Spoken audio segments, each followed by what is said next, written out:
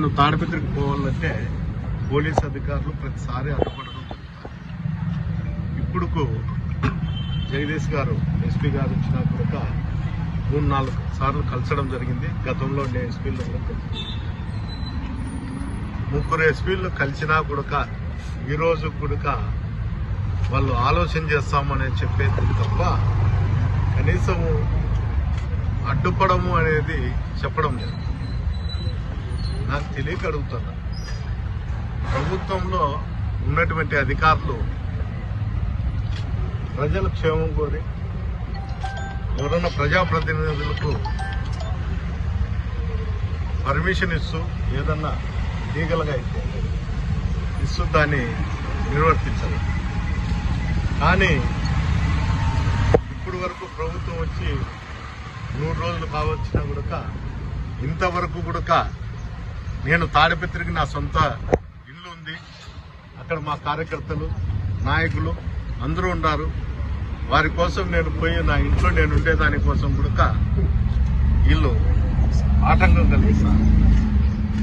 నేనైతే ఒకటే చెప్పాను ఎస్పీ గారికి కూడా, ఈరోజు దసరా పోయిన తర్వాత ఎట్టి పరిస్థితుల్లో నేను తాడిపత్రి కాన్ఫరెన్స్ లో తిరుగుతా అని చెప్పడం కూడా ఏది ఏమైనా కూడా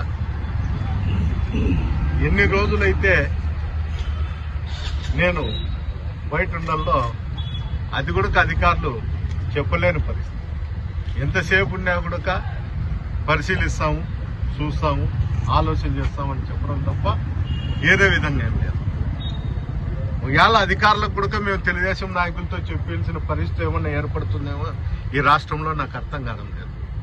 ఒకవేళ ఆ పరిస్థితి ఉందని వాళ్ళు చెప్తే కూడా నేను మీడియా రూపంగా జేసీ ప్రభాకర్ రెడ్డినో అతని కొడుకునో అడిగేదానికి కూడా నేను సిద్ధంగా ఉన్నా.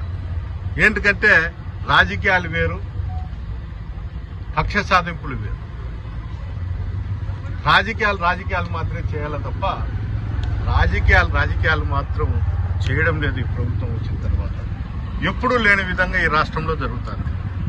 మాజీ ఎమ్మెల్యేలు ఎవరు కూడా కాన్స్టిట్యున్సీలో తిరగకూడదని దాడులు చేయడం తెలుగుదేశం. ఇంత నీచమైన సంస్కృతి తీసుకొచ్చినారు.